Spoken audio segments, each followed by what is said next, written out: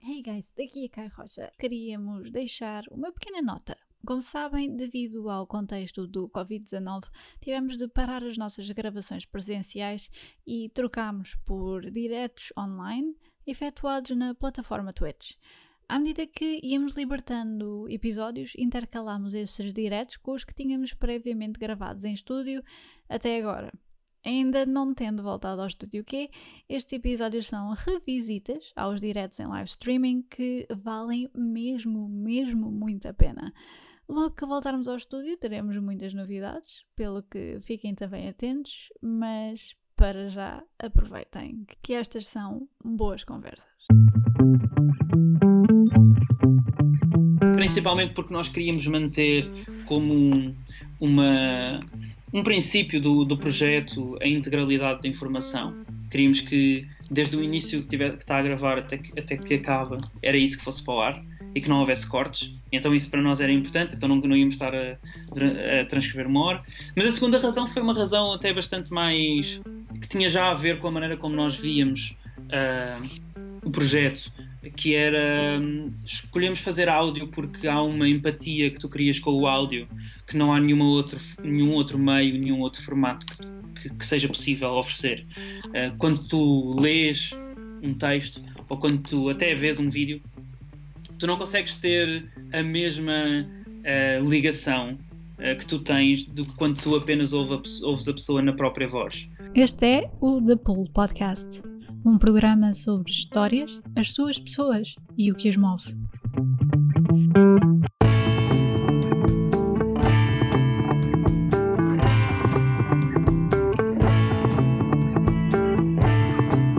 Neste episódio falámos com Ricardo Esteves Ribeiro. Agora jornalista e cofundador do projeto Fumaça, o Ricardo não teve formação ou um começo de carreira para tal. Foi neste livestream que ele nos falou sobre o seu caminho, que passou por gerir bandas, passou por empresas de tecnologia como a Uniplaces e passou também pela ponderação de começar aquilo que ele hoje considera uma fonte de informação e jornalismo não só independente, mas dissidente. Falámos também de outros podcasts. Aliás, o Fumaça, tendo sido nomeado como podcast do ano em 2019, foi mesmo uma honra ter o Ricardo a representá-lo e aqui a falar connosco, pelo que esperamos que gostem e até já!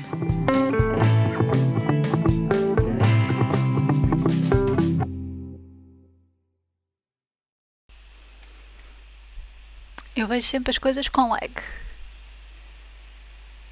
Alô, pessoal, bem-vindos a mais um The Pool Podcast. Desta vez trazemos alguém que dispensa apresentações de quem conhece o meio dos podcasts. Aliás, o Fumaça ganhou exatamente podcast do ano 2019 no Festival Pods, que foi o primeiro festival de podcasts em Portugal. E muitos parabéns por isso, já havemos de falar sobre isso. Mas lá está, isto não é só apenas um podcast. Vamos falar exatamente de jornalismo, de caminhos que se calhar uma pessoa não se dá conta que está a seguir e de repente alguém lhes diz: ups, isto aconteceu, e tu pensas: pera, não, eu estou a seguir exatamente este percurso. Portanto, melhor do que eu estar aqui a falar sobre isso, vou já trazer o convidado, que é... Olá, tudo bem? Olá. Ora bem, só aqui... ok. Portanto, queres-te apresentar? Uhum. Okay. O meu nome é Ricardo Esteves Ribeiro, eu sou jornalista e sou fundador do Fumaça, que é um projeto de jornalismo independente, progressista e dissidente, com investigação e tempo para pensar, que cobre usualmente temas de direitos humanos, desde racismo, direitos de imigrantes, direitos de refugiados, habitação, saúde, crise climática, entre muitos outros.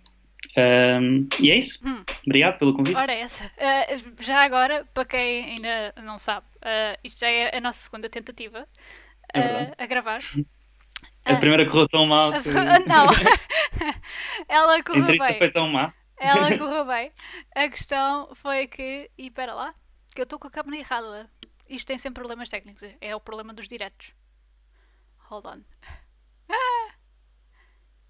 Tcharam! Ok. Ahm, portanto, mas lá está, isto foi uma segunda tentativa Uhum. de entrevista, vá. Ah, entrevista não, conversa. Isto foi mais uma conversa do que outra coisa. Mas infelizmente tivemos uns problemas técnicos pelo que a gravação não ficou muito boa. Infelizmente. Mas lá está. Para isto é que servem as novas tecnologias para dar volta à situação, apesar do contexto onde nos estamos. Uhum. Ricardo, muito obrigada eu por te teres disponibilizado mais uma vez. Eu vou-te perguntar aquilo que eu já te perguntei da outra vez, portanto já sabes o que é que se vai seguir, que é: tu imaginavas-te enquanto jovem a fazer este tipo de trabalho ou não? Não, parece que Parece não, realmente estamos a ter a mesma conversa. Não. Eu quando. Eu acho que a única coisa que eu queria saber, que eu tinha a certeza que queria. Quer dizer, eu não sei o que é que quer dizer enquanto jovem. Se calhar quando eu era muito, muito jovem queria ser jogador de futebol, não Ok, sei. pronto, também Mas é isso. se calhar nessa altura queria ser jogador de futebol, mas depois eu percebi que não tinha jeito suficiente para a coisa. Depois eu fui treinador de futebol de miúdos. Ok. Uh, primeiro com 10 anos, depois 12, 13, 14 anos, uma coisa assim do género. Acho que a última vez que eu dei treinos, provavelmente estava a treinar miúdos que tinham 14 anos ou 15. Ok. Acho eu, posso estar um bocado enganado. Mas se calhar nessa altura até achava que queria ser treinador de futebol, não sei. Mas eu acho que aquilo que foi sempre muito claro, pelo menos quando comecei a entender ou a tentar perceber aquilo que eu queria fazer quando fosse mais velho, aí durante o ensino secundário. Acho que também durante o ensino secundário começas a pensar que curso é que tu vais tirar, o que é que És tu quase queres estudar. forçado a pensar nisso. Exatamente. Pois. Então, nessa altura, eu acho que a única coisa que eu tinha a certeza era que eu não queria trabalhar para ninguém. Eu não queria trabalhar para nenhuma empresa grande e ser mais um número dentro daquela empresa. Eu queria trabalhar com pessoas ao invés de trabalhar para pessoas. E eu acho que essa foi a razão porque depois disso, a seguir ao acabar o secundário, a seguir ao 12º ano, quando eu tive que decidir o que é que ia fazer, na verdade, quando eu tive que decidir que curso é que ia tirar, porque tinha o privilégio de poder escolher que curso onde quisesse. Eu tinha entre as várias opções, sei lá, e se calhar agora estou-me a avançar um bocado, porque agora estou-me a lembrar da conversa que nós tivemos e eu lembro de nós termos falado de uma outra coisa, que foi o facto de quando eu tinha, quando estava no 11º ou no 12º ano, eu criei com uma série de amigos uma empresa, uma associação, na verdade, Sim. uma associação sem fins lucrativos, cultural, que se chamava Sun Goes Down. E que basicamente o que fazia era agenciamento de bandas, agenciamento de artistas que não eram muito conhecidos, e produção de eventos. Fazíamos, sei lá, festivais, fazíamos concertos, coisas do género assim, com várias bandas que também, algumas delas nós estávamos a agenciar, no sentido em que estávamos a gerir, ou a fazer management, na verdade, estávamos a gerir a carreira, se é que se pode chamar isso, nessa altura, deles, e a marcar alguns concertos. Alguns deles isso e outros, sei lá, bandas ou artistas que nós gostávamos e que gostávamos de ter e que conseguíamos ter nesses tais eventos. Uma coisa, na verdade, mais para amigos do que para outra coisa. Mas éramos 13 pessoas que criámos esta associação, então desde essa altura que eu fui tendo a ideia de que era aquilo que eu queria fazer. Não sei se era aquilo, o criar eventos ou fazer management de artistas, mas era aquilo, trabalhar com outras pessoas de quem eu gostava muito, que eram meus amigos, e não trabalhar para pessoas. E então quando eu saí, agora sim voltando àquilo que eu estava a dizer, quando eu saí quando acabei o ensino secundário, no 12º ano, tinha que escolher que curso é que ia fazer e estava entre filosofia, ciência política, psicologia. Gestão musical não. Não, não sei se isso existe, eu acho que isso não existe como curso. Eu acho que houve um certo. Mas era mais marketing musical ou qualquer coisa assim do género. Talvez, sim. Mas não sei, essa não era uma das opções. Mas filosofia, ciência política, psicologia, antropologia, estava um bocado por aí. porque eu gostava, sempre gostei muito de ler, gostei de política, pertenci durante muito, muito, muito pouco tempo a uma juventude partidária, até bem perceber que não era nada aquilo que eu queria para a minha vida. E então pensei, bem, vou saber mais sobre isto, gostava de ter um curso que me puxasse por mim. Direito também era um dos cursos que eu estava a pensar. Só que como eu tinha a certeza que aquilo que eu queria fazer era trabalhar com pessoas e pudesse ser eu, em conjunto com outras pessoas, a decidir o que é que eu estava a fazer e para onde é que aquilo que eu estava a construir ia, decidi que o melhor a fazer era ir para a gestão. Porque pensei, olha, eu quero ter a minha empresa. E então vou aprender a ter a minha empresa no curso de gestão, o que é um erro total. E então, não que o curso de gestão seja um erro total, mas a ideia de que se vai aprender a gerir uma empresa dentro do curso de gestão. E então eu fui para a gestão. Primeiro até fui para o ISCAL, porque eu não tinha média suficiente para entrar no ISCTE, porque o meu exame de matemática tinha sido horrível. Depois, e aí tive também muito pouco tempo, e depois decidi, não vou continuar aqui, vou fazer novamente o exame e vou para o ISCTE. E fiz um segundo exame e entrei no ISCTE e não gostei nada. Não gostei da escola, não gostei das aulas. Aquilo que eu pensava todos os dias era, isto não vai interessar para a minha vida, nada. Fazer equações e fazer... aquilo não interessava para aquilo que eu queria fazer no futuro. E então eu saí. E quando saí, foi na altura em que começaram as startups em Lisboa, ou em Portugal, mas acho que principalmente em Lisboa, a Startup Lisboa e não sei o que mais. Havia algumas startups pequenas que tinham começado nessa altura. E que eu eventualmente pensei, o que eu quero é fazer a minha startup, quero fazer a minha empresa. E na altura depois tive uma ideia de queria fazer uma operadora de telecomunicações que fizesse com que as pessoas não pagassem para usar o telemóvel. Okay. Ou seja, em vez de... eram coisas assim do género. Pensava, é uma estupidez as pessoas pagarem para falar com pessoas, isso devia ser um direito. Então... estava a pensar em maneiras de poderes fazer isso. E pronto, se calhar não interessa muito, mas quando percebi que nunca ia criar uma operadora de telecomunicações por mim próprio, pensei, se calhar o que eu quero então é ir para uma startup, e quando souber o que é uma startup, quando estiver dentro de uma startup, logo crio a minha startup. Okay. E então eu fui para a Uniplaces, eu estive na Uniplaces a fazer vendas durante, acho que foi mais ou menos um ano.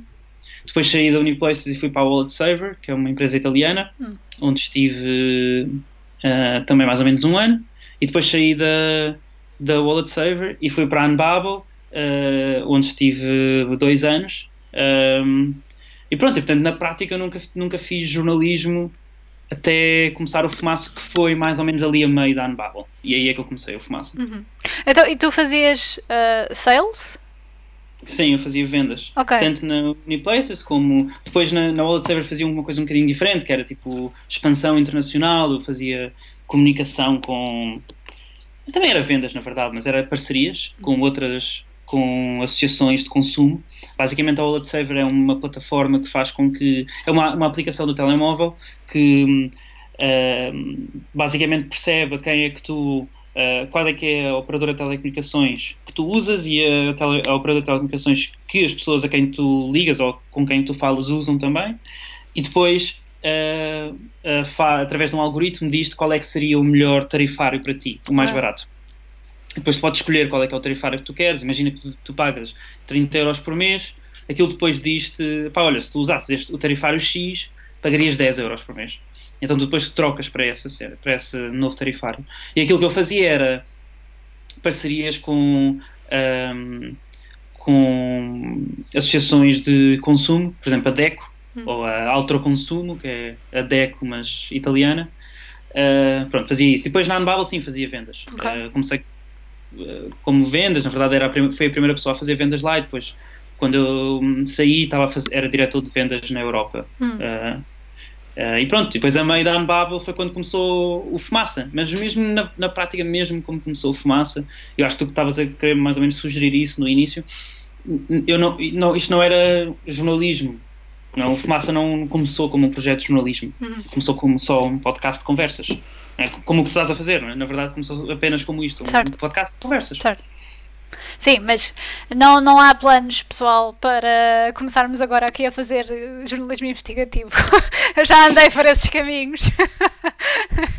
Não há? Não. Mas pode ser que sim, porque não? Não vamos fazer concorrência direta, não te preocupes. Não, mas eu adorava. Na verdade, essa é uma das coisas que nós mais que mais nos queixávamos no início do Fumaça, mas que também agora achamos que é preciso muito mais, é que há muito pouca gente com quem falar sobre isto, não é? Nós, por exemplo, partilhamos a nossa redação e, na verdade, as pessoas, se quiserem, podem ver. Sim. Esta é a nossa redação. Ok. E depois ali dentro naquela porta, não sei se conseguem ver que é uma porta, não é bem uma porta, na verdade, é o nosso estúdio. Ok. Mas nós partilhamos esta relação, que é mínima, é minúscula, com mais um projeto de jornalismo de investigação e também com o ateliê de arquitetura. Mas esse projeto de jornalismo de investigação, que se chama Divergente, que aliás vai agora nos próximos dias lançar um novo trabalho de investigação sobre, que se chama Demasiado Novo para Ser Velho, sobre as pessoas que não estão incluídas nos dados do desemprego, mas que ainda assim não estão a trabalhar, não estão desempregadas. Portanto, vejam isso quando isso sair. Mas nós escolhemos partilhar a nossa relação com eles exatamente porque queríamos poder estar ao lado de outras pessoas que estão a fazer trabalhos parecidos connosco, para podermos discutir o que nós estamos a fazer, para podermos ter feedback, para podermos ter críticas e para podermos aprender em conjunto. Portanto, sim, nós queremos muito que mais gente faça coisas deste género. Não só de investigação, como de podcast, como histórias áudio, como coisas novas. Sim. Lá está. Vocês não têm medo de competição?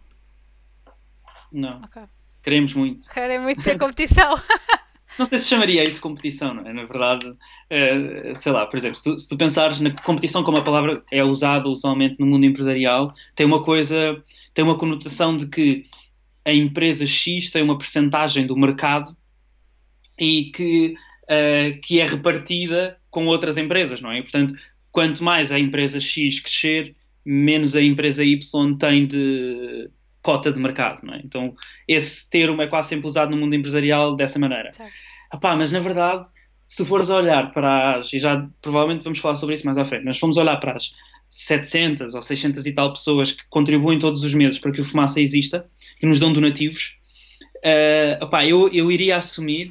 Eu assumiria, não sei, eu estou a mandar isto para o ar porque não tenho os números, mas eu diria que mais de 80%, 90% não faz donativos para nenhum outro órgão de comunicação social independente. E, portanto, pronto, se calhar até paga uma subscrição do Público, ou compra o DN ao fim de semana, não estou a dizer isso. Ou isso. Mas português, vamos pensar então português neste caso. Mas parece-me bastante difícil que alguma outra pessoa deste género faça isso. Ou é muito pouco, porque há tão poucos, não é? Se tu fores a pensar, se calhar consegues com os dedos da mão contar o número de órgãos de comunicação ou de projetos de jornalismo independente nacionais. Não estou a falar de projetos locais ou regionais, que isso há realmente muitos, mas estou a dizer nacionais que estejam a fazer trabalhos todos os dias e até, isso ainda há menos, não sei sequer se há algum, que tenha pessoas a contrato a trabalhar todos os dias, não é? Porque é realmente muito difícil. Sei lá, tens o Shifter, não é? O Corvo há pouco tempo, infelizmente, deixámos morrer. Tens, sei lá, por exemplo, a Comunidade de Cultura e Arte agora começa a fazer coisas, mas mesmo assim no início da Comunidade de Cultura e Arte não, era um projeto que fazia as suas próprias entrevistas, etc. Agora já faz, não é? Já podes contabilizar isso. Tens o mapa, mas não há assim muito mais. Nós gostávamos que houvessem muito mais. Sim. Para que isto fosse normal, não é? Para que tu leres, ouvires, veres, contribuires para um projeto deste género fosse uma coisa normal. Hoje em dia não, as pessoas olham para isso e pensam, tu estás a contribuir para essas pessoas 3 euros por mês. Eu gostava que as pessoas pensassem, não perguntassem, tu estás a contribuir para o Fumaça, ou para o KE News, ou para o Mapa, ou o que for, mas que perguntassem para qual é que tu estás a contribuir. Se conseguires, obviamente. Mas pronto, é isso. Certo, sim. Queres-me então falar sobre a gênese da ideia, que lá está, começou então com um podcast de conversas, mas sim.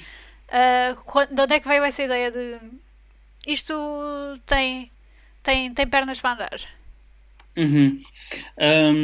Bem, na realidade, quando começou, não tinha pernas para andar, portanto, não tinha nada, era mesmo só uma ideia. Foi basicamente. Então, eu lembro-me de. Isto foi em 2016.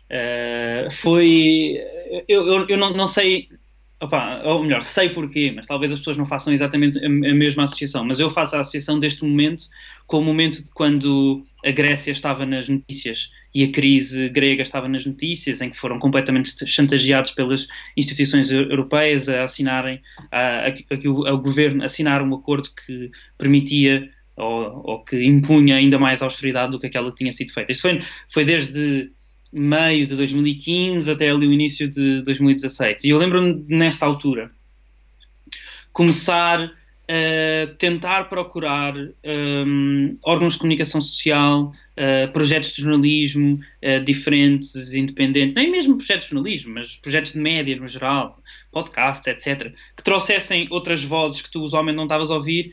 E eu lembro-me, eu acho que na primeira conversa que nós tivemos eu não falei disto, mas eu lembrei-me agora, porque esta semana falei novamente com o fundador deste projeto, depois de ter falado em 2016 ou 2017 com eles, que é o Tassos Morfis, que é fundador do Athens Live, que é um projeto que também foi criado nesta altura, em Atenas, na Grécia, exatamente que tinha como objetivo trazer outras vozes no terreno, de pessoas que estavam a sofrer com a austeridade ou a pensar sobre este assunto, e portanto trazer outras vozes. Pronto, eu lembro-me de que foi um bocado... Li esta coisa e pensei, uau, que interessante. Mas ao mesmo tempo que isso estava a acontecer, eu ia lendo e ouvindo, principalmente ouvindo outros projetos. Eu tenho um cão gigantesco, que tem quase 50 quilos e que se chama Fausto, e que tem que passear. É um casto laboreiro do Jerez. E então lembro-me de passear durante muitas horas, de manhã, à tarde, à noite, etc. Eu e a minha ex-companheira, que é a Maria, e nós ouvíamos muito podcast, imensos podcasts. Na altura não havia assim tantos podcasts em português, mas ouvíamos muitos podcasts em inglês, principalmente.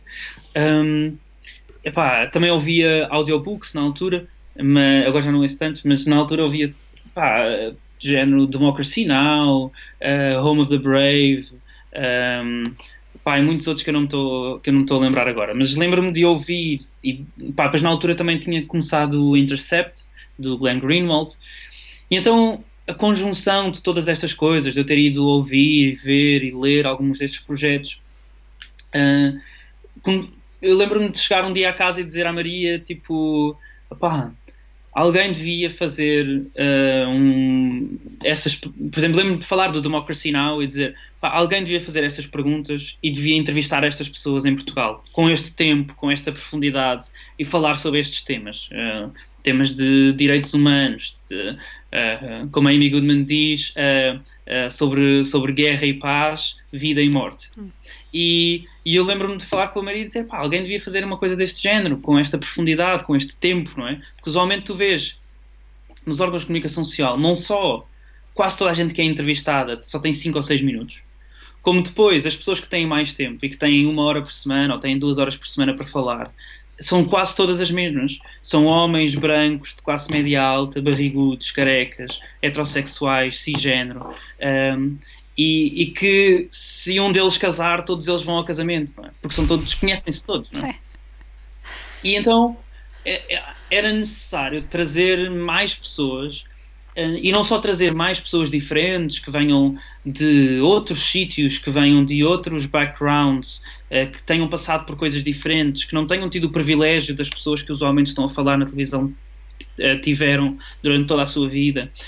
Não porque elas tenham algo superior a dizer, que seja muito melhor, mas porque os média têm que ser ou devem ser representativos da sociedade e devem ouvir pessoas diferentes, exatamente para que tu depois possas estar exposta a outras coisas e possas tu decidir o que é que queres fazer e o que é que tu pensas da tua vida e o que é que tu pensas na sociedade, politicamente, etc.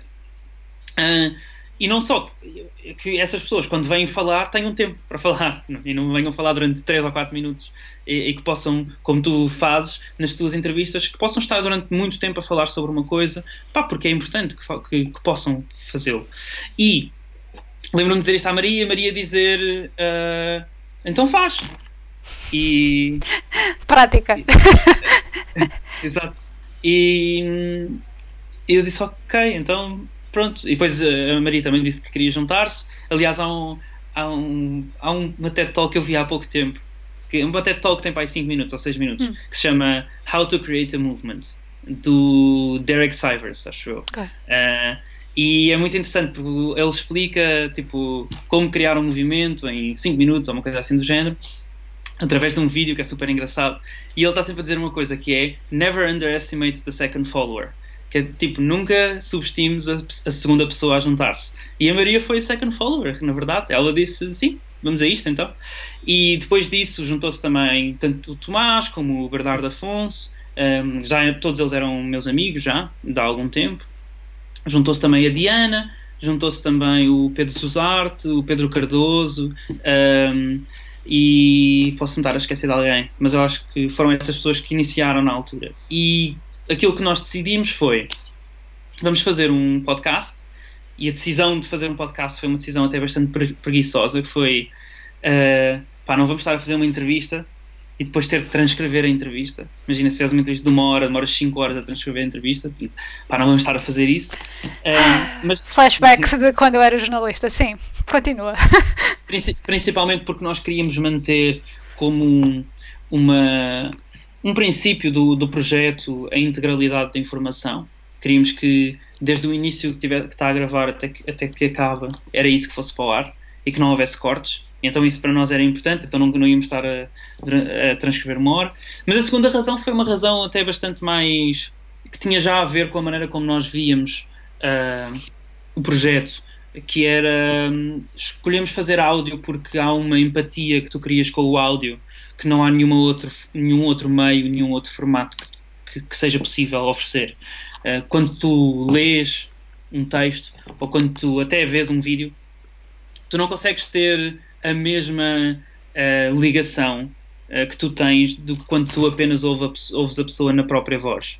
Como a Amy Goodman do Democracy Now! Diz, quando tu ouves alguém a falar, mesmo que tu não concordes com essa pessoa, não é? Quantas vezes é que nós não concordamos com as pessoas da nossa própria família, há uma barreira empática que cai. Porque tu começas a perceber de onde é que aquilo que a pessoa diz vem. Porque tu consegues perceber os suspiros, consegues perceber o gaguejar, consegues perceber quando é que a pessoa não conseguiu responder à pergunta e está a fugir à pergunta, ou quando é que teve que estar 1 minuto um segundo em silêncio, ou quando chorou, ou quando está a fumar, ou seja o que for, não é? E a intensidade das coisas é diferente. E então nós achámos que era interessante tu poderes, no sentido até, costuma usar-se a frase no sentido metafórico, mas na verdade no sentido prático e literal, dar voz às pessoas que não têm usualmente espaço nos órgãos de comunicação tradicionais e mainstream. Então nós começámos a fazer isso em áudio. E depois aquilo que decidimos foi, e isto foi sempre na verdade uma coisa que nós sempre tentámos e ainda hoje tentamos no Fumaça, que é, preferimos fazer, experimentar, e se correr mal voltamos atrás e fazemos de novo e corrigimos, etc., do que estar à espera durante não sei quanto tempo até ficar perfeito. E então nós decidimos, ainda não tínhamos nome, nunca nenhum de nós tinha feito uma entrevista na vida, e decidimos, vamos mandar um e-mail a 3 pessoas, e se alguma dessas 3 pessoas nos responder, um e-mail a convidar para uma entrevista, e se alguma dessas 3 pessoas responder, fazemos isto. Se responder, logo se vê, faz mais tarde ou não se faz, etc. E curiosamente mandámos um e-mail a homens brancos, cisgênero, heterossexuais, barrigudos e de classe média alta, que foi o Pacheco Pereira, o Daniel Oliveira e o Rui Tavares. Os 3 têm obviamente espaço, não é, para falar. Mas nós achámos que eram pessoas que poderiam trazer algo de interessante para dizer de maneira aprofundada, e que se nós conseguíssemos preparar a entrevista de uma certa maneira, que nós achávamos que íamos fazê-lo, iria ser uma coisa interessante. E também pensámos, se um deles aceitar é porque toda a gente aceita. Pensámos nós na altura. E então, o Daniel Oliveira aceitou, o Rui Tavares também aceitou, e o Pacheco Pereira não aceitou. Entretanto, passado isso, seguiram-se talvez mais de 10 e-mails a convidar, mas ele finalmente aceitou. Nós é que ainda não conseguimos ler a biografia completa do Álvaro Cunhal, Então ainda eu não me sinto bem em entrevistar o Pacheco Pereira se não lerem a biografia toda, porque eu acho que uma entrevista ao Pacheco Pereira teria de ser sobre isso. E então ainda não conseguimos. Mas pronto, então nós fizemos a nossa primeira entrevista, foi com o Rui Tavares, que há um facto curioso, já disse isso num outro sítio, mas a entrevista foi marcada para um dia e aconteceu no dia seguinte, porque ele chegou para aí 4 horas atrasado, então chegou tipo depois da meia-noite. Oh, Jesus! E a entrevista foi em minha casa e da Maria. Lembro-me até que no início ouve-se o Fausto a ladrar, na altura ele era muito pequeno, ouve-se o Fausto a ladrar ao fundo, e lembro que, eu estava super nervoso, o Tomás também, nós nunca tínhamos feito uma entrevista, nós não conhecíamos o Rui Tavares de lado nenhum. É curioso que hoje o Tomás, passado não sei quanto tempo, saiu do Fumaça para ser assessor no Livre. Portanto, a vida deu uma volta grande, mas na altura nenhum de nós conhecia o Rui Tavares. E o que aconteceu foi que a partir desse momento, a partir de termos feito essa entrevista, decidimos que íamos fazer todas as semanas. Decidimos também que a cada pessoa que entrevistássemos íamos pedir recomendações para quem entrevistar a seguir. E depois também fomos nós começando a pensar no que é que queríamos fazer e para onde é que queríamos levar isto e que temas queríamos tratar, e fomos começando a perceber para onde é que isto ia. Mas no início era só um podcast de entrevistas, e a gênese era essa, era do género de entrevistas, não, nem sequer chamávamos de entrevistas, chamávamos conversas, e fazíamos essa distinção clara, que isto não é jornalismo, isto é uma conversa com alguém. Aliás, até levávamos uma garrafa de vinho para a pessoa, bebíamos um copo de vinho enquanto estávamos a fazer a entrevista. Então era completamente diferente, não é? E só muito mais tarde é que começou a ser uma coisa jornalística. Mas depois, quando isso... Portanto, começaste... Isso não é uma garrafa de vinho, para não? Não. Portanto, tu começaste então com esse tipo de formato, diga-se. Como é que... Então pensaste, não, espera... vamos agora trabalhar em artigos. Tu, nessa altura, ainda estavas na Unbubble, ou não? Okay. Tanto eu como... Será que a Maria já estava? Acho que já. Se calhar não sei, mas a Maria depois também foi trabalhar para a Unbubble. Não sei se coincidiu ou não, mas sim, estávamos os dois a trabalhar na Unbubble, acho eu. Pode-se dizer que sim. Sim. E como é que então passou de... Ok, dependes de um podcast de conversas para uma coisa um bocadinho mais elaborada, um projeto um bocadinho diferente. Então, nós fizemos uma série de entrevistas logo no início, várias, e depois começámos a pensar que uma das coisas que queríamos fazer era trazer vozes de ativistas que estavam na rua a lutar por direitos que nós achávamos que eram importantes. E nós sempre, mesmo quando ainda não era um projeto de jornalismo, nós sempre nos assumimos como progressistas e que achávamos que todas as pessoas deviam ter direitos humanos assegurados e necessidades básicas garantidas. E enquanto isso não acontecer, nós iríamos estar... iríamos continuar a falar sobre eles, não é? Até que toda a gente tivesse isto. E havia, obviamente, uma série de ativistas que estavam por aí, que nós não conhecíamos, muitos deles. Aliás, nenhum de nós, na verdade, no Fumaça, vinha do ativismo, ou vinha de estar perto desses movimentos. E então aquilo que nós, na altura, pensámos foi uma boa maneira de fazer isto é ir para a rua quando houver manifestações. Havia manifestações, sei lá, a primeira manifestação que nós fomos foi uma manifestação, já não me lembro exatamente, mas era sobre crise climática, era sobre alterações climáticas. Aliás, lembro-me que um facto curioso é que a primeira pessoa de sempre que nós entrevistámos neste tipo de formato em que íamos para a rua, para as manifestações, foi o Pedro Santos, que depois acabou por juntar-se ao Fumaça como jornalista. E ele estava nessa manifestação. E então, lembro-me de pensarmos, vamos para estas manifestações, mas vamos fazer algo diferente dos outros órgãos de comunicação, que usualmente aquilo que fazem é chegar ou no início ou no fim, entrevistar as pessoas que estão a organizar a manifestação e entrevistar as pessoas que são conhecidas, os deputados, etc., e depois vão-se embora. E aquilo que nós pensámos foi, não, a maneira como se cobra uma manifestação é começar no início e sair no fim e falar com as pessoas que estão lá. E aquilo que nós decidimos que íamos perguntar a toda a gente, pelo menos no início da conversa, com todas as pessoas com quem falássemos, era: quem és tu e porquê é que estás aqui? E eram as duas perguntas que nós perguntávamos a toda a gente. E aquilo que nós queríamos perceber era o que é que fazia com que uma pessoa normal, que não é um deputado, não é um líder ativista, etc., veio fazer para a rua. Porquê é que uma pessoa sai de casa para vir para a rua? E a verdade é que havia uma série ou existe hoje uma série de movimentos que eu diria que hoje estão bastante consolidados e que se consegue dizer claramente que são movimentos que têm uma preponderância e que conseguem fazer uma pressão política até ao nível partidário e ao nível parlamentar, como, sei lá, o movimento antirracista, como o movimento ambiental, sei lá, movimento de direitos de imigrantes, etc., que nessa altura, na minha opinião, não existia com a força que hoje existe. Aliás, lembro-me de nós irmos a manifestações, a uma manifestação de direitos de imigrantes, e falarmos com a Carla Fernandes, que, aliás, faz um podcast que se chama Afrolis, que na altura já existia. E que eu lembro-me perfeitamente de nós entrevistámos imensas pessoas e depois íamos à procura de vamos lá ver se esta pessoa já deu alguma entrevista. E a Carla já a tinha sempre entrevistado.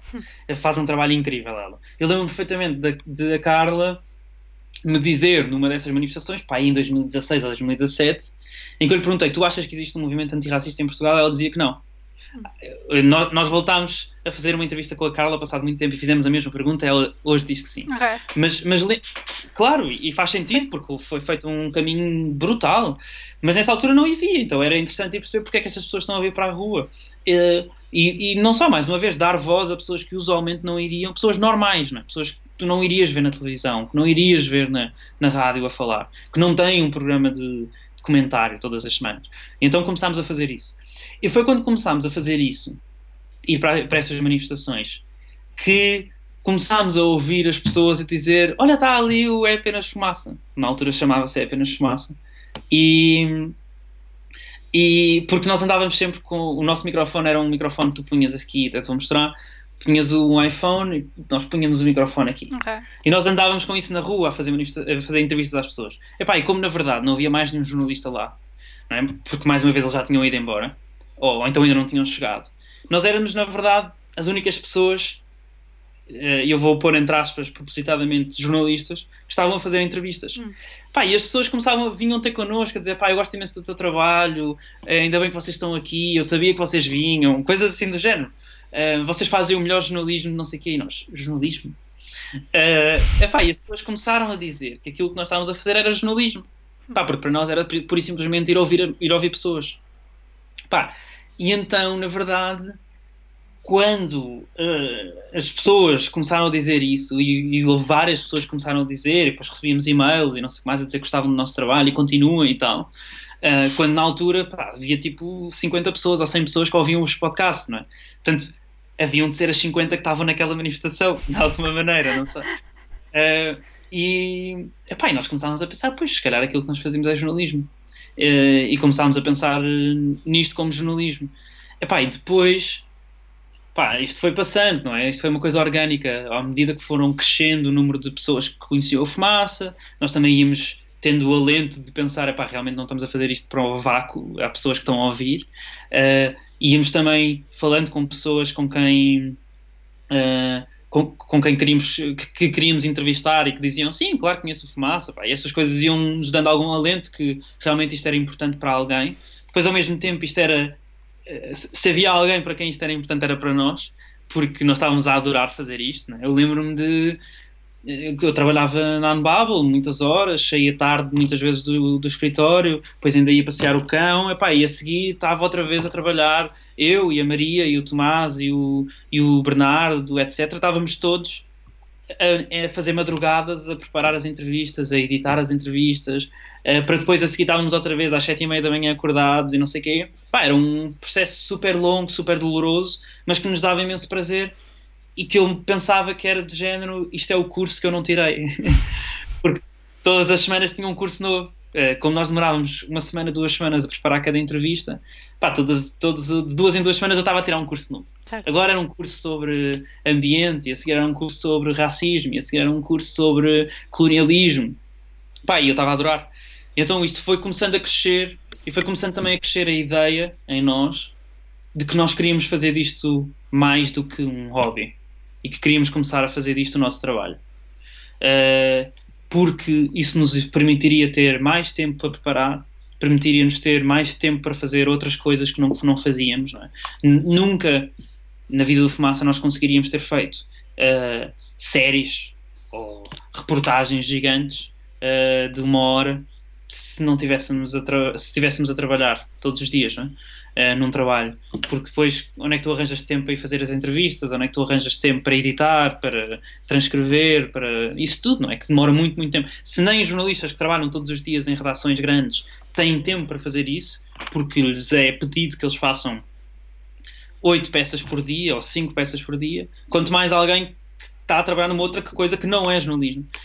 E então começámos a pensar que queríamos fazer mais, e foi aí que surgiu a ideia de fazer outros artigos, surgiu a ideia de fazer outro tipo de formatos. O Na Rua, que é esse tal formato em que íamos a manifestações, já foi uma tentativa de fazer uma reportagem, mas que na verdade não tinha narração, era só... Nós chegávamos lá, falávamos com uma série de pessoas, escolhíamos algumas e depois aquilo ia para o ar assim, só. Tínhamos algum ambiente e não sei o quê, que punhamos no meio a separar cada entrevista, mas era isso. Pá, se alguém for ouvir agora um Na Rua, eu não vou porque tenho vergonha, mas se alguém for ouvir agora um Na Rua, pensa, pá, que merda de reportagem é esta, não é? Comparado com o que estamos a fazer agora. Mas é bom, é bom também depois veres a progressão, não? Totalmente, sim. Eu acho que isso é bastante importante. Ter a certeza que aquilo que eu fiz há meses, ou mesmo há semanas, hoje em dia eu faria melhor, é a melhor sensação possível, e é a melhor certeza de que estamos a aprender. Sei lá, eu lembro-me quando nós ganhámos o prémio com a série da Palestina, a Palestina Histórias de um País Ocupado. Nós ganhámos o prémio já muito depois da série ter lançado, não é? Porque o Gazeta sai no ano seguinte. E quando nos disseram isso, eu depois fui voltar a ouvir e pensei, ei, que mau isto era. Que narrações horríveis, pá, coisas assim do género. Mas acho que isso é normal. E acredito que muitas dessas coisas eu noto, mas muitas pessoas não vão notar, não é? Eu acho que isso é normal também. Sim, aquelas partes mais técnicas da edição de som, aquilo que uma pessoa normalmente não... Yeah. Um casual não vai estar a prestar atenção. Nós é que temos aqueles preciosismos que vêm com o tempo que nós demoramos a tentar não fazer os erros, por exemplo. Não, e temos em parte, porque sei lá, imagina o Bernardo que faz o Bernardo edita e faz banda sonora de todas as histórias ou todas as séries que nós fazemos. Nas entrevistas isso não acontece, mas em todas as histórias isso acontece. Pá, às vezes ele está a dizer do género, pá, ouçam isto, mas atenção que neste minuto a música ainda não está misturada, ainda vou ter que regravá-la. Eu ouço aquilo e penso, ok, não vou dizer nada, mas não faço ideia o que é que tu queres dizer com isto, para mim estava bom. Acho que é normal, não é? Porque ele está horas e horas e horas e horas e horas e horas naquilo. Sorris e dizes que sim, de facto falta aqui neste minuto. Dirias que então, que, portanto, este teu projeto que agora já é um bocadinho mais do que um teu projeto pessoal, não é? Isto já foi... Não, nunca foi, na verdade. Sim. Acho que foi o meu projeto pessoal durante para aí 30 minutos. Pronto, depois passou para... Enquanto eu estava a passear o cão, e depois a partir daí já houve apropriação de muita gente. Houve alguma coisa... O que é que tu tinhas em mente no início que agora é completamente diferente daquilo que tu estavas à espera? Pá, obviamente primeiro isto ser um projeto jornalístico que tem uma série de regras deontológicas, que tem uma série de uma certa maneira de trabalhar que eu não estava nada à espera na altura, não estava nada à espera, não estava nada ciente de que me iria meter nisso. Mas que hoje sei obviamente que faz todo o sentido, e foi um caminho que nós percorremos bastante até gradual e orgânico, e que devo dizer até a entrada do Pedro Miguel Santos, o tal que eu estava a dizer que entrevistámos antes e depois veio trabalhar connosco, que veio ajudar imenso, porque ele tinha estado 6 anos a televisão como jornalista, e quando ele veio, depois fez ali uma interrupção em que trabalhou associação ativista, mas quando veio para uma associação ambientalista e depois quando veio para o Fumaça já tinha essa bagagem, não é? Ele sabia o que era ser editado, sabia o que era ter uma carteira profissional, sabia o que eram as diferentes fases do que é que isto, o que é que significava ter uma peça no ar e ser editado e ouvir as pessoas e o que é que tu deontologicamente tinhas que fazer e quais é que eram as regras, etc. E tudo isso nos foi passado organicamente, mas muito com a ajuda dele, porque ele nos vinha questionar as coisas todas, não é? E isso foi ótimo. Mas eu diria que a coisa que é que é principalmente diferente é o facto de eu hoje estar a trabalhar full-time nisto. Acho que é a coisa mais diferente. Eu nunca imaginei, no início do Fumaça, que nós iríamos estar a gerir uma empresa, que eu hoje ia estar o dia todo a fazer contabilidade, sabe? Parem, a minha mesa do lado, mas a minha mesa do lado está cheia de faturas, uma montanha de faturas, não é? Que eu iria estar a fazer contabilidade num projeto, que iria estar a garantir que temos dinheiro, que iria estar a fazer fundraising, a tentar levantar dinheiro de bolsas de jornalismo e ao mesmo tempo de prémios e que ao mesmo tempo íamos ter 700 pessoas ou 600 pessoas a dar-nos dinheiro mensalmente apenas porque querem que nós continuemos a existir. Epá, isso é totalmente diferente daquilo que eu imaginaria, não é? E é muito bonito, porque se hoje se me dissesse isso na altura, eu dizia que eras louca, mas iria dizer que epá, era uma ideia muito fixe. Mas lá está, tu querias ter a tua própria empresa e acabaste por ter, de certa forma. Não é uma empresa, é uma associação sem fins lucrativos, mas opa, aquilo que eu queria e acho que me fui apercebendo, porque também uma das coisas que na Unbubble me fui apercebendo era que eu não queria ter nada a ver com aquele tipo de empresas, no sentido em que eu não queria criar uma empresa para crescer exponencialmente e entrar no modelo de startup que depois tem como objetivo ser vendida ou ir a um IPO, ir para a bolsa e fazer uma série de pessoas ricas. Não era esse não era o meu objetivo, claramente.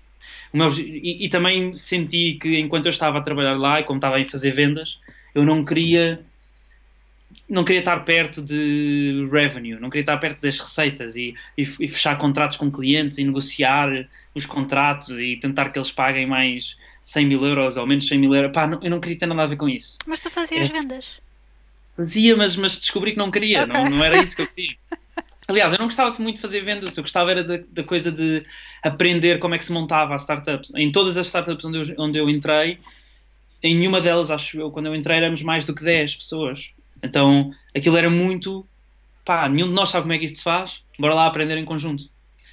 Muito mais do que vender. Vender era uma parte daquilo, mas era muito mais como é que se faz este processo, agora como é que se faz o preço, não é? Era muito mais isso. Se me dissessem assim, vem trabalhar agora para uma empresa qualquer que já tem 300 pessoas, com uma equipa de vendas de 30 pessoas ou 50, e tu agora vais ser um deles, epá, nunca na minha vida. Epá, quer dizer, não é nunca na minha vida. Se algum dia tiver que fazer isso para pagar contas, vou ter que fazer isso, mas não era nada daquilo que eu queria, não é? E como eu fui descobrindo isso, também fui aprendendo muito do que é que eu queria então. E então aquilo que eu queria era alguma coisa que tivesse sustentabilidade financeira. Não queria crescer e vender uma parte da empresa, não sei. Eu queria era ter só sustentabilidade, poder pagar os salários das pessoas normalmente. Pá, queria fazer alguma coisa que tivesse impacto, que pudesse... Eu sei que é clichê dizer isso, mas que pudesse mudar o mundo, nem que seja o mundo de uma ou duas ou três pessoas, para melhor. Que fizesse com que existisse menos injustiças no mundo. Que fizesse com que todas as pessoas pudessem estar mais perto de poder ter a sua vida normal. Que tivessem, mais uma vez, acesso às suas necessidades básicas, a direitos humanos assegurados. E eu fui muito mais aproximando disso. Então, o Fumaça foi um bocado a junção disto, mas também disto das outras pessoas todas, não é? O que é que as pessoas queriam do Fumaça? E então, pá, nós fomos juntando uma série de princípios que queríamos, não é? Quando nós nos sentámos, nunca nos sentámos para fazer uma carta de princípios, mas quando discutíamos nas discussões gigantescas e intermináveis e super acesas, porque no Fumaça temos discussões muito acesas, em que há discussões muito grandes de 2 ou 3 horas e gritos e não sei o que mais, mas depois está tudo bem entre toda a gente, mas que estamos a discutir com muita intensidade porque isto é muito importante para nós. E nós estamos a decidir, por exemplo, transparência. Para nós, para quase toda a gente, acho eu, era um princípio muito importante, transparência. E nós achámos que era importante ter uma política de transparência radical, muito diferente de quase todas as outras organizações que eu conheço em Portugal. É muito inspirada no Buffer, que é uma empresa cujo produto, a mim não me diz nada, é só um produto de gestão de redes sociais, mas que o tipo de empresa que eles têm era super interessante, e eu li o blog deles sobre como é que eles geriam a empresa. É uma empresa que tem uma política de transparência radical, em que tu consegues ir a um dashboard e ver, tu como uma pessoa normal, que não trabalha na empresa, nem sequer é cliente da empresa, quais são as receitas deles, quanto é que cada pessoa detém da empresa, quais são os salários das pessoas, etc, etc. E nós queríamos ter isso. Queríamos que, já que nós então íamos criar alguma coisa diferente, então vamos realmente criar alguma coisa diferente. Não só diferente no tipo de jornalismo que nós fazemos, mas diferente no tipo de organização que nós queremos gerir. Então todas as nossas contas estão disponíveis. Infelizmente não estão disponíveis em tempo real, porque não conseguimos... Estão na tua secretária? Exato. Não estão em tempo real, mas sei lá, 3 em 3 meses eu vou lá ao site e atualizo. Só não estão em tempo real porque nós ainda não temos uma equipa com 3 ou 4 developers que façam isso. Mesmo que se calhar tivéssemos 3 ou 4 developers, isso não era a prioridade. Nós temos mais 50 coisas para resolver, sei lá. Mas sim, queríamos poder, por exemplo, ter... Os nossos salários estão disponíveis. Não só estão os nossos salários, como estão disponíveis o cálculo dos nossos salários. As pessoas até sabem quanto é que o Fumaça paga de segurança social todos os meses para o Ricardo estar a trabalhar. Sei lá. E isso queríamos. Não é? Depois também uma das coisas que queríamos garantir era que, também obviamente pela aprendizagem que tínhamos vindo a ter na vida, nas nossas vidas profissionais, queríamos que isto fosse uma empresa, uma organização com uma hierarquia, sem hierarquia vertical. Nós somos totalmente horizontais, não há chefes, ninguém manda ninguém. Todas as nossas decisões são decididas, primeiro todas as nossas decisões editoriais são decididas por toda a gente que faz parte do Fumaça, numa reunião de 2 semanas. Depois, ninguém manda ninguém. Nós até para decidirmos se, por exemplo, eu podia vir dar esta entrevista aqui, nós falámos, olha, eu vou dar esta entrevista, alguém é contra? Pronto, ninguém é contra, então vou dar esta entrevista. Obrigada. E obviamente, pronto, estás a perceber? E então nós quisemos ter uma coisa totalmente horizontal, onde fossem as pessoas a decidir o que é que ia acontecer ao Fumaça. E isso obviamente tem coisas boas, tem coisas más, mas é o tipo de organização que nós queríamos. E pronto, eu sei que fugi completamente à tua questão inicial, que era o que é diferente. Sim. Mas eu acho que isto também mostra o que é realmente diferente. É que eu agora consigo te responder o que é que organizacionalmente o Fumaça é. Na altura era só um hobby, não tinha nada disto, percebes? Sim. Hoje em dia nós já pensámos nisto, sei lá. Nós pensamos realmente nas coisas. Eu acho que isso também é uma das coisas que muita gente nos diz. É que se percebe que nós pensamos muito nas coisas. Então nós queremos pensar não só no tipo de jornalismo que fazemos, mas também no tipo de organização que nós temos. E pronto, é isso. Uhum. É por isso também que vocês então são uma associação sem fins lucrativos? Ou... É. Okay. É porque nós não acreditamos no jornalismo como máquina de vender. Como um instrumento para fazer lucro. Nós acreditamos no jornalismo como um bem público e como um direito humano. O acesso à informação e o acesso ao jornalismo é um direito humano. E nós achamos que só é possível fazer jornalismo com a qualidade, com o formato, com a ideia de jornalismo que nós temos, se isso for sem fins lucrativos. Nós não temos como objetivo na emissão distribuir dividendos para ninguém. Mas não temos mesmo, percebes? A única coisa que nós queremos é garantir que os nossos empregos, os nossos salários continuam aqui a poder ser pagos. E isso é obviamente muito difícil. E também é muito difícil nos outros órgãos de comunicação social que têm fins lucrativos. Mas acho que a grande diferença é que aqui não existe sequer qualquer organização ou empresa que detenha o Fumaça a não ser nós próprios. Porque na verdade a Verdes Memórias, que tem o Fumaça, somos nós também. Então somos nós que decidimos. Eu acho que quando se pergunta, ou quando se pensa o que é o jornalismo independente, eu acredito que o jornalismo independente é o jornalismo que é independente de a persecução do lucro, é independente de o que é que grandes corporações dizem e é independente de o que é que os acionistas ou os administradores dizem. Aqui o jornalismo independente, pelo menos como nós o pensamos, é o jornalismo em que são os jornalistas a decidir aquilo que é feito, não só editorialmente, como também na organização. Uhum. Dirias que o jornalismo em si está um bocadinho condicionado exatamente por essa procura do lucro, portanto, não só a nível de aquilo que vende, ou seja, noticiar aquilo que vai ter bastante interesse ou vai ter bastantes cliques ou o que seja, mas também sobre os interesses das pessoas que têm as shares dessas empresas? Sim, claro que sim, não é?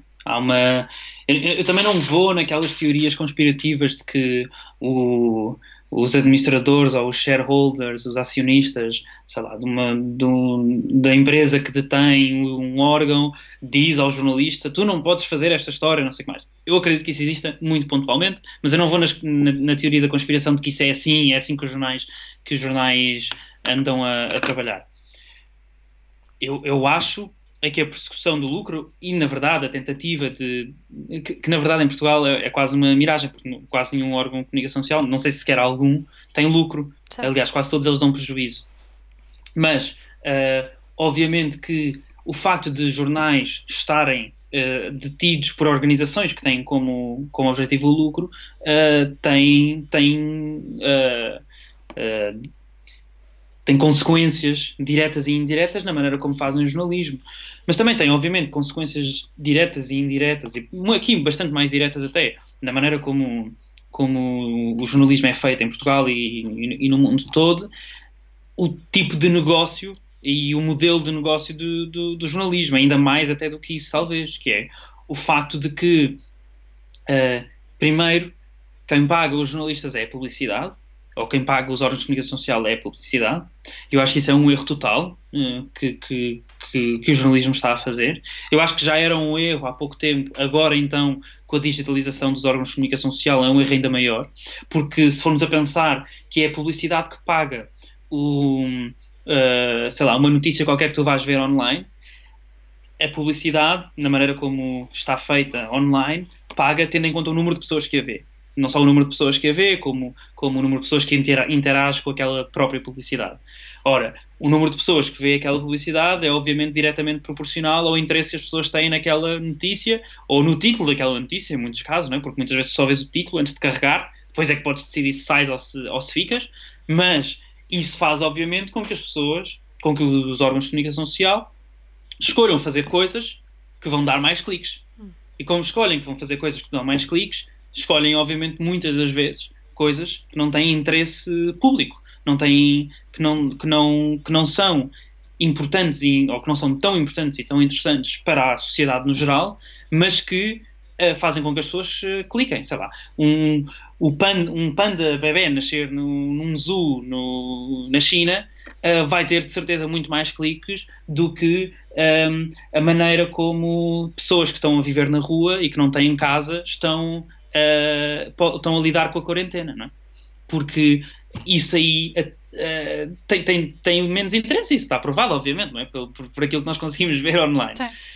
E a segunda consequência deste modelo da publicidade é fazer com que, se tu tens que ter cada vez mais cliques, tens que também fazer cada vez mais peças, para conseguires que uma delas, ou 10% delas, ou 20% delas tenham tráfego tal que faz com que seja suficiente para pagar uma redação inteira.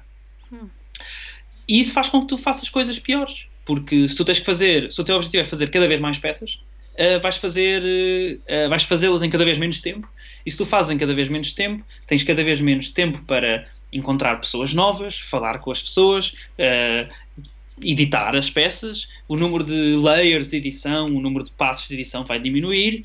Muitas vezes até tens peças que, acredito eu, nunca sequer foram vistas por um editor. Alguém reviu se havia algum erro ortográfico, mas nunca sequer ninguém questionou se a estrutura era aquela, questionou se aquilo que está ali dito é realmente verdade, garantiu que existem fontes para basear tudo aquilo que está ali escrito. Uma série de coisas, não é? E, portanto, quanto mais peças tu tiveres, menos tempo vais ter para fazer cada uma delas. A não ser que tu tenhas também, ao mesmo tempo, cada vez mais jornalistas. Só que aquilo que nós temos visto é que há cada vez menos jornalistas nas redações, porque também há menos dinheiro nos órgãos de comunicação social. E nós quisemos fazer uma coisa totalmente diferente. Nós quisemos ir ao oposto disto, que é fazer menos, mas melhor. E, portanto, aquilo que nós quisemos dizer foi: não interessa para nós, pelo menos, se vamos ter 20, 30, 50, 100 peças por dia, semana ou mês. Aquilo que interessa é que cada uma das peças que nós publicarmos tem que estar de acordo com os nossos níveis de exigência editorial. E não pode fazer eye roll em nenhum dos jornalistas que estejam aqui. E, portanto, o nosso processo de edição é muito mais complexo também do que qualquer processo de edição que exista numa outra redação. Isso eu garanto. Porque sei também que nós trabalhamos com outros jornalistas freelance que não faziam... muitos deles até, obviamente, e é válido, não querem submeter-se a isto. Mas sei lá, para teres uma noção, a série que nós estamos agora a lançar, que se chama A Serpente, o Leão e o Caçador, que tem 5 episódios. Aliás, tinha 4 e nós acrescentámos mais um, porque ficamos sempre demasiado entusiasmados. Mas essa série, a Margarida está a fazê-la desde novembro, acho eu. Aliás, a primeira vez que nós falámos, não sei quando é que foi, mas ainda nem sequer tinha saído, ainda estávamos no processo de edição, etc. E eu acho que ela está a fazer isso desde novembro, não tenho a certeza. Portanto, na verdade, estamos há 5 meses a trabalhar nisto. Há 5 meses é mesmo muito tempo para fazer uma peça. Eu não conheço mais nenhum jornalista em Portugal que trabalhe todos os dias numa redação, ou seja, que não esteja a fazê-lo na base de freelance, que tenha este tempo para fazer uma peça. Todas as pessoas que estão no Fumaça foram envolvidas nisto, no processo de edição. O nosso processo de edição tem 13 passos. E, obviamente, isto torna as coisas muito mais lentas.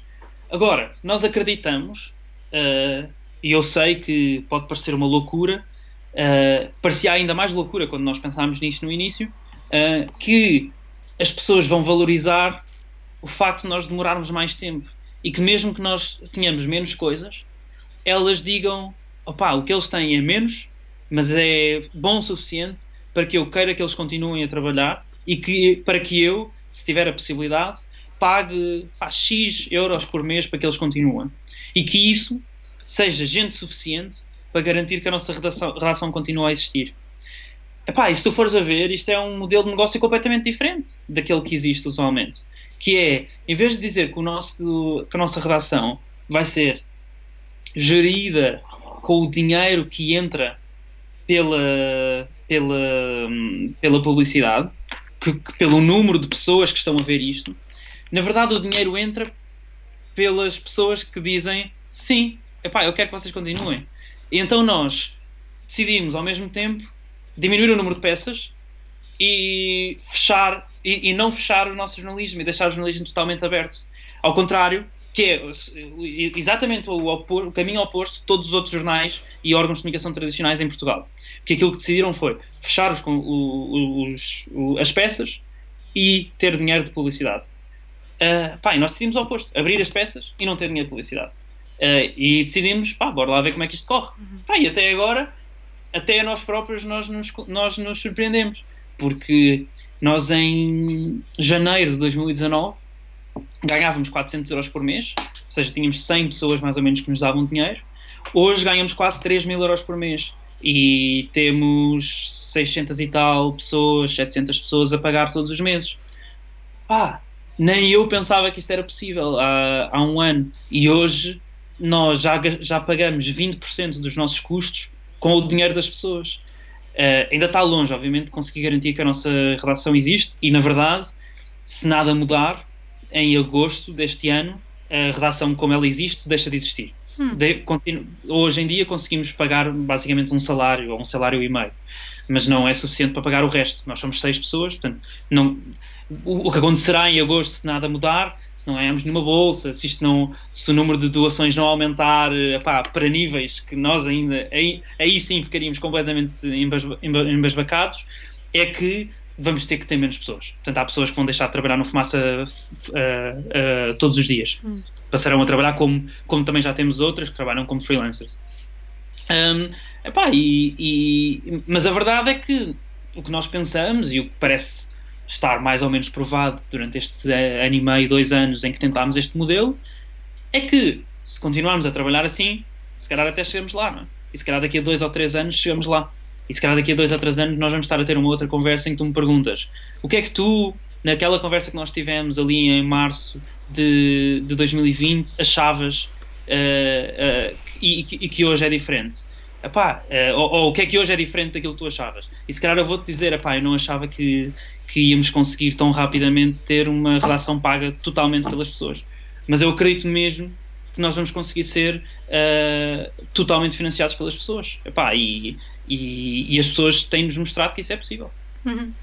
Como é que, portanto, como é que então vocês estão a lidar face a esta situação? Eu imagino que a relação tenha completamente... Aliás, tu estás aí sozinho, não é? Yeah. Mas imagino que agora a relação esteja toda working from home. Claramente, sim. O coronavírus teve claras implicações no Fumaça. Não só a maneira como trabalhamos, teve que passar a ser de casa. Aliás, acho que já ninguém entrava no disjuntor, que é o nome que nós damos à relação há umas semanas. E então eu vim aqui só porque tinha que fazer contabilidade e tenho que imprimir coisas e não sei o quê, então vim para cá trabalhar. Mas sim, está toda a gente a trabalhar de casa. Há uma coisa positiva, há uma coisa que fez com que nós não fosse assim tão afetado como eu sei, infelizmente, que muitos jornalistas foram afetados noutros órgãos, que é, como não estavam habituados a trabalhar de casa, trabalhavam sempre da redação, não sabem o que é que isso é, não sabem como é que se trabalha de casa, etc. E nós, na verdade, já trabalhávamos muito remote. Eu, por acaso, vinha quase todos os dias para aqui, mas, por exemplo, sempre que eu escrevia, preferia escrever de casa. Sempre estava a escrever. Imagina, estava 2 semanas a escrever, ia para casa. A Margarida faz o mesmo. O Pedro muitas vezes também faz. O João, por exemplo, prefere trabalhar em casa. Então ele trabalhava quase sempre de casa. Edita em casa, trabalha em casa. Então, na verdade, isso não é o grande problema. Agora, há um grande problema que é deixarmos de poder fazer entrevistas, não é? Porque a verdade é que sim, dá para fazer entrevistas como nós estamos a fazer, não é? Mas, e nós estamos a fazer algumas assim, para uma série que estamos a fazer sobre meritocracia. Estamos a acabar, como só faltavam 10% das entrevistas para terminar, pensámos, não vamos estar à espera até sei lá quando para fazer estas entrevistas, fazemos já, depois logo se vê. Então estamos a tentar marcá-las agora, ainda assim não está a ser fácil. Mas estamos a meio de uma outra série em que já tínhamos, eu não vou poder dizer qual é que é o tema, mas já tínhamos entrevistado quase todas as pessoas que estavam a sofrer do problema que nós estamos a falar. Faltava agora confrontar as pessoas responsáveis pelo problema. E tu não consegues fazer isso à distância. Não dá. Tens de estar à frente da pessoa com os documentos todos, com não sei o quê. Ainda por cima temos imensos documentos que nos foram dados anonimamente, através de... que foram tipo leaked por pessoas que trabalham dentro dessas empresas. Nós não íamos fazer isso à distância. Então decidimos parar essa investigação e voltamos quando der, para poder estar com as pessoas. Então isso foi uma das mudanças. Mas acho que a principal mudança, ou o principal problema, na verdade foi um outro. Nós fizemos um projeto de crowdfunding, uma campanha de crowdfunding, que começámos no início de março. Portanto, nós tivemos meses a preparar isto, a criar vídeos de promoção, a falar com pessoas e fundações que achávamos que iam contribuir e não sei o que mais. E 10 dias depois de nós anunciarmos a campanha, houve o estado de emergência. E durante a primeira semana, os primeiros 10 dias, nós conseguimos 3 mil euros. No dia a seguir ao estado de emergência, conseguimos 0, e depois 0, e depois 0, e depois 0. E pensámos... E depois tínhamos uma série de eventos planeados, onde íamos também fazer... fundraising, não é? Ou seja, fazíamos um evento e depois dentro desse evento as pessoas podiam fazer donativos, etc. Isso usualmente corre bastante bem. Os eventos iam ser sobre as investigações que nós estávamos a tentar financiar também tivemos que cancelá-los todos. Epá, e decidimos que não fazia sentido estar a continuar uma campanha de crowdfunding quando mais ninguém está interessado nisto, neste momento, e por razões óbvias e válidas. Então decidimos suspender a campanha e voltar quando isto deixar de ser o único tema que se fala. E depois aí voltamos. Só que obviamente isso tem implicações no nosso trabalho, porque se conseguíssemos ter esses 30 mil euros que estávamos a tentar levantar, 30 ou 40 mil, já não me lembro, isso permitiria-nos chegar até ao final do ano. Agora não sabemos. E não sabemos quando é que vamos voltar a abrir a campanha. Então estamos a tentar agora candidatar-nos a outros fundos para tentar fazer com que em agosto tenhamos mais dinheiro. Vamos ver. Certo. A nível de coisas que vocês ainda não tiveram a oportunidade de fazer, qual é que é a peça que vos escapou? Like the one that got away? E qual é que é tipo ideal que vocês gostariam de fazer? Tipo, quando dizes got away é de género, já não é possível fazê-la. Já não é possível. Ou é de género, ainda não conseguimos, mas até conseguiríamos. Não, já não é possível. E aquela que ainda não conseguiram, vá. Ok. Então, a que já não é possível para mim é muito óbvia, e isso eu estou a dizer isso pessoalmente, não é o Fumaça a dizer, mas estou a dizer é que eu tinha uma viagem marcada para a Palestina, em maio, Líbano e Palestina, no dia 30 de Abril, ia para lá durante um mês, e ia lá estar durante a Nakba, que é basicamente a comemoração anual que existe para a catástrofe. Nakba quer dizer catástrofe em português, que existiu em 1948, que fez com que, não se sabe exatamente ao certo, mas a ONU estima que sejam 900 mil pessoas que foram retiradas do país. E eu ia lá estar durante esse momento para poder falar com as pessoas e perceber o que é que aconteceu, ou o que é que está a acontecer, ver os protestos, porque nessa altura há sempre protestos e que são sempre reprimidos também pelo Estado israelita. Ia estar também no Líbano, onde existiram imensos protestos com milhões de pessoas nas ruas nos últimos tempos, com o slogan All of them means all of them, todos quer dizer todos, para fazer com que toda a classe política seja retirada e renovada por outras pessoas, longe da corrupção e longe do status quo. E infelizmente isso já não vai acontecer, porque as viagens foram canceladas e porque é impossível neste momento, não dá para ir. O que é que nós ainda queremos fazer? Desde o início do Fumaça, eu lembro perfeitamente que mais uma vez, ainda o Fumaça não era um projeto de jornalismo, era apenas um podcast de entrevistas, que há um tema que nós queremos muito fazer e explorar, que é o que é que se passa dentro das prisões. E lembro-me que fizemos há muito, muito, muito tempo uma entrevista com o António Dores, que é um investigador sobre isto, mas não fizemos mais nada. Principalmente porque é muito difícil. É muito difícil falar com pessoas que estão presas, também é difícil falar com pessoas que estão fora. Não sei, é difícil. E nós decidimos que íamos fazer isso. E que nos íamos mandar a isto e ver o que é que dava. E então essa era, na verdade, uma das investigações que estavam a concurso ou em campanha durante o crowdfunding, e que vamos estar a fazer brevemente. Agora vamos ver, não é? O que é que vai acontecer, quando é que o estado de emergência acaba, etc. Quando é que podemos voltar a colocar-nos nisto, mas essa é claramente uma das coisas que nós há muito tempo queremos fazer. Interessantíssimo até.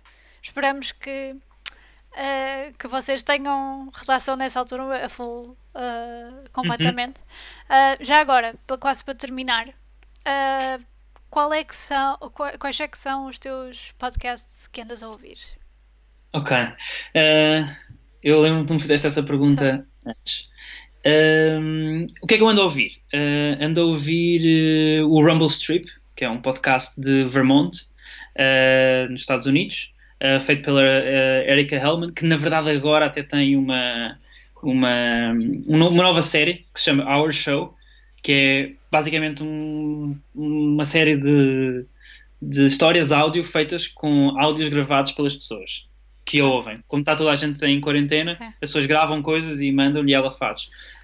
Eu ouço também o Home of the Brave, que é um dos melhores podcasts que eu já ouvi. O Scott Carey é um gênio, é um ídolo para mim.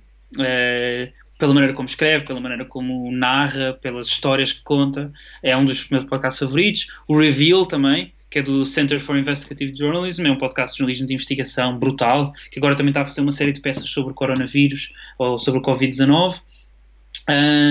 O que é que eu ouço mais? Ou o que é que eu ando a ouvir mais agora? Ando a ouvir o Kerning Cultures, que é um podcast do Líbano. Ouço também o The Heart, que é um podcast incrível, principalmente sobre questões de género, sobre feminismo, sobre uma série de coisas assim desse género. E ouço também, para não estar aqui a encher isto de Quantos podcasts é que tens na tua biblioteca? Eu estou a pôr isto para baixo e não acaba. Tenho muitos. É como eu, ok. É o síndrome do podcaster, já estou a ver. Mas eu diria que uma das coisas que queria dizer é o The Heart agora é detido por uma produtora que na prática é das mesmas pessoas que criaram o The Heart, que se chama Mermaid Palace, e eles lançaram uma nova série que se chama Asking For It, que é sobre abuso em relações amorosas. Que está incrível, está editado de uma maneira brutal.